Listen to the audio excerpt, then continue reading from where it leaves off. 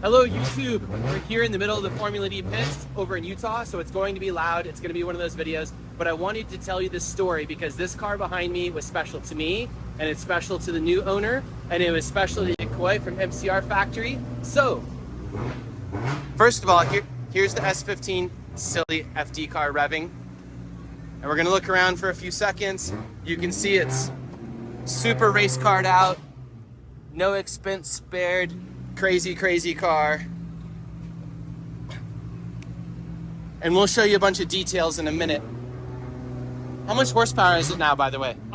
It's making about, like, I'd say max 900. Okay. Yeah. That's like at least 1,000 crank. The thing is nuts. So, the story of this car, is it a little bit wider in there? Yeah, a little bit. Let's jump in here for a second. Oh, that's way better. So the story of the car and why we're doing this is I brought over Yokoi and Tezuka from MCR Factory for this event I used to call the Tyler Cox Memorial Bash or event, and we did that for a couple years and we became friends with Yokoi from MCR Factory, and I wanted to go drifting over in Japan. And this was kind of like it's a long story about the Tyler Cox thing, why he's special, why I was throwing a memorial event. I'll go into that some other time, or maybe you already know this on the channel.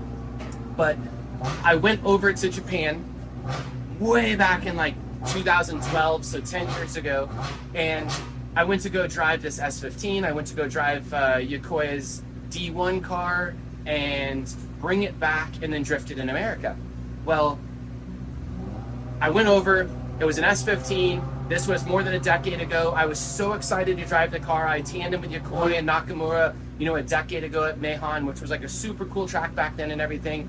I got my hands on this S15, and to them, it was Yokoi's mountain car. So he'd been driving it as a practice car. It had an HKS, maybe a 3037 turbo or something like that. I forget, or GTRSS turbo. I forget it's like a T28 size turbo that made like 350 horsepower.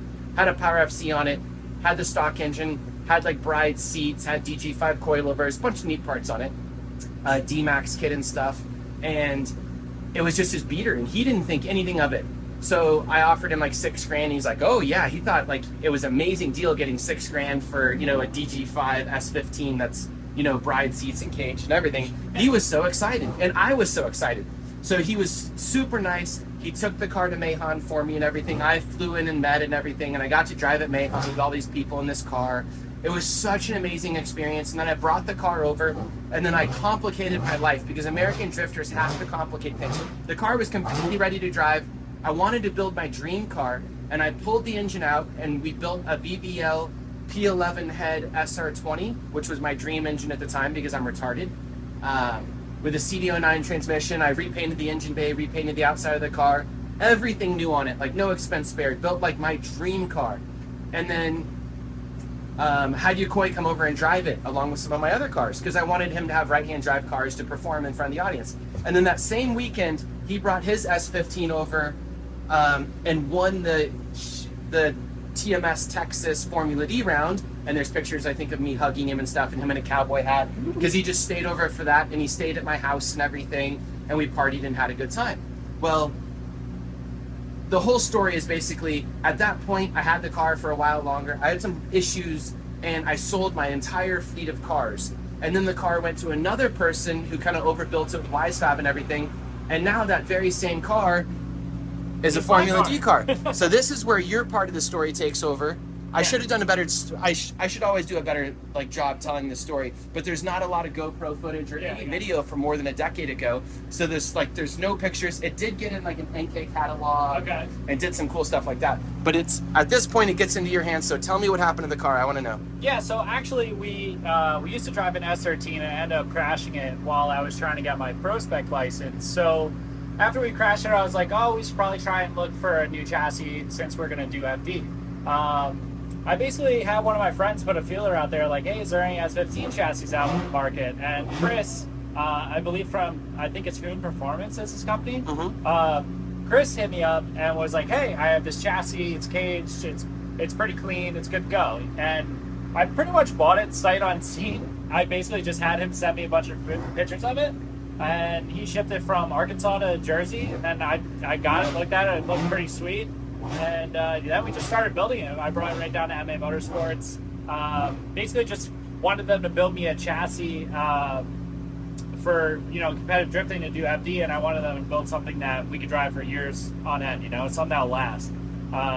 And they were really only going to do like chassis work for me, but once I saw the quality that they were doing on the car, I was like, you know what? I was like, just take it, build the whole car, and that's how we turned into it turned into the car it is right now.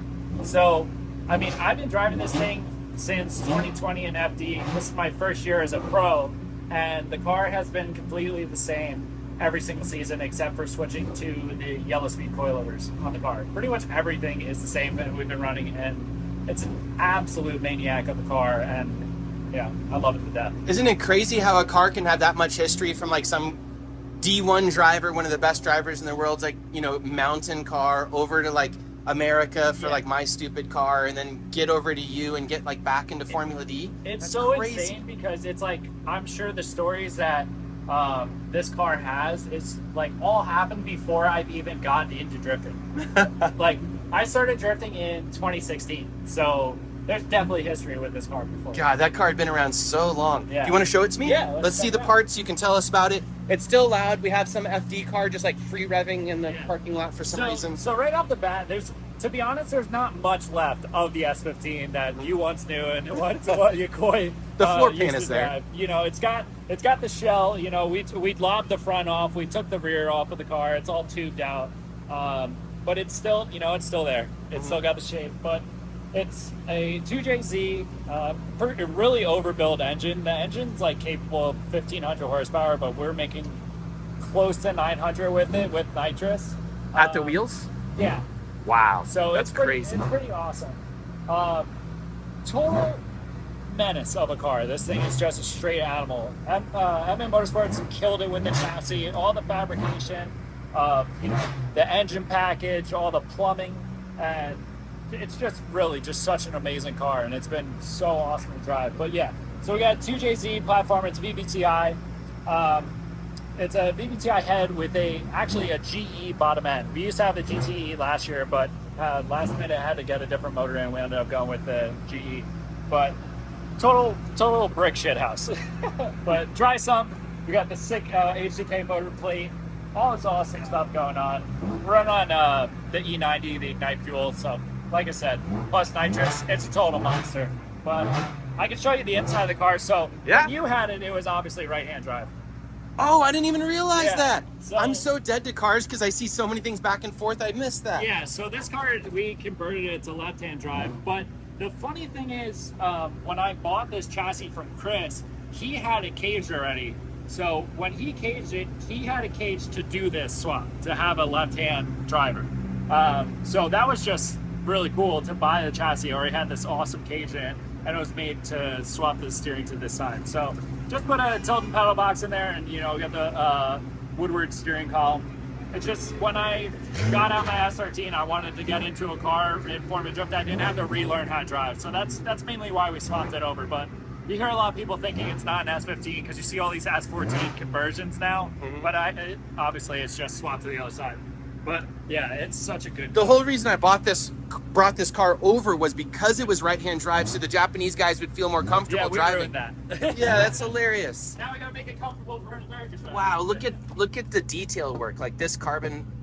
Look at those super OCD hydraulic lines being run everywhere, perfectly parallel and stuff.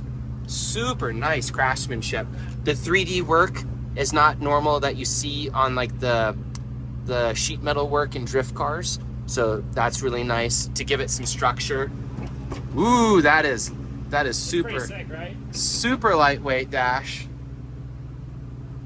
This cage is super tucked up too, which is super nice. Tight. Beautiful cage. That's hilarious how like flimsy, not flimsy, but like oh yeah, it's thin, just super light. super thin. It's actually just wiggling around a little bit because one of the buttons actually came undone. So once I push it down, it gets a lot more sturdy. Ah, beautiful. Fiberglass doors. Rear mount radiator like setup. The whole back of the car is just like. Oh, that's hilarious. Like 2 fingers takes the trunk off. Yeah. Oh, look at this. This is something you don't see very often. It has a bladed NASCAR sway bar on the rear. Normally you only see that on the front. It comes with probably adjustable end links I can't see over there. Oh, that's interesting. What is that? Is that some type of just a fuel filter? With this? Yeah. Yeah, that's a fuel filter. Okay, it looked like it had some type of like little number readout there almost. I think that's to check What the is that? flow. So you Oh. can see the flow coming through. If it starts to get blocked up, it'll show you and you'll know to take it out and clean the filament inside. Very cool. Lots of tube work. Yeah, it's wild. This bar is really cool how that's mounted behind everything. It's in a really cool location, so it's really easy to change the bar if we want to go with something stiffer or something lighter. Really easy to adjust, and it's nice and tucked out of the way, so you really don't have any issues with us crashing into it. It is so hilarious how much like repetitive revving that car is doing. He's got 2 batteries mounted here. Do you want to tell us why you do that?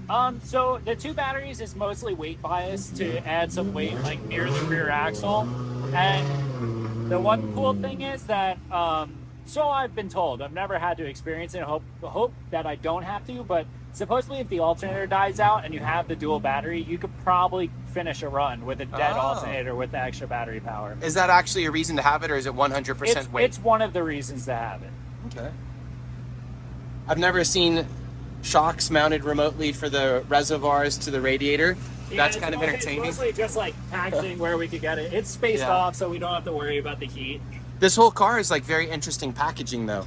Oh yeah. Quick change down there. Do. You're missing an adjuster. Or wait. Oh yeah, we just slide it out and You just put it back to side. Yeah. This car has been through so much. Oh yeah, this car was almost like totaled in the beginning of the year. Really? Yeah, so the first round of the season at Long Beach, unfortunately backed it into the wall doing like 40, 50 miles an hour. Oh, wow. So it pushed the back of the car, this back left corner, really far in. And I was really scared that the car was like ruined. But luckily we put it on a frame machine, pulled it out. And it's still a little beat up there, but it's straight. And, you know, I don't notice it like being bad or anything. Is there any future to this car? Like any new plans for like the next 5 years? What do you think you're going to do with it? So I think over this season, I want to drive this car as much as I can. It's one of those things where these chassis are starting to get a little bit outdated within like this form of competitive drifting. And, you know, I'm probably going to drive it for as long as I can until either someone wants to put me in a new car or, you know, another chassis just shows up. But probably just take it this off season, strip it down to a better chassis again, and just repaint it, fix anything that's wrong with it. It's built to last, so it can go for a couple more years, no problem. What do you mean this chassis is outdated? Oh no, it's back. It's back. It's not that the chassis is outdated. Like, they're still popular, they're still around, they do really well in drifting. Like, this car is capable of doing anything that needs to be done on the track. It's just finding parts for these chassis, you know, getting stuff overseas, and it's getting more and more difficult.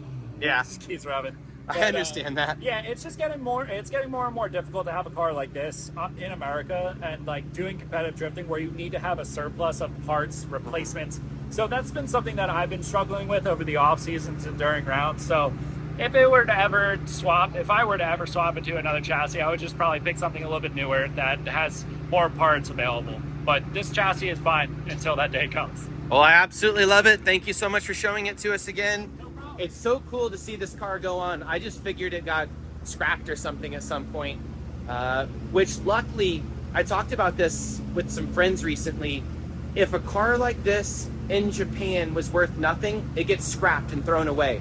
But if you put value on it, and like if you told somebody it was like 0 miles and this amazing thing, they would go restore it, and they'd put so much time and effort into it and everything else. As long as it's unique and like worth something, this car can go on for another 20 years because it'll have the money put into it by someone to maintain it and do everything. But as soon as a car like in someone's brain is worthless, it just gets thrown away, which is what happened to all the original S chassis in America before we even started drifting. We would literally break them and leave them on the side of the road somewhere. It didn't matter because they were $500 cars. Now that an S13 is a $5,000 to $10,000 car, no one is doing that, which also keeps them alive longer though. So they're not just being junked at a rapid rate, which again was what the Japanese were doing. So cool. Thank you so much. Thanks, Bob. High five. Boom. Good.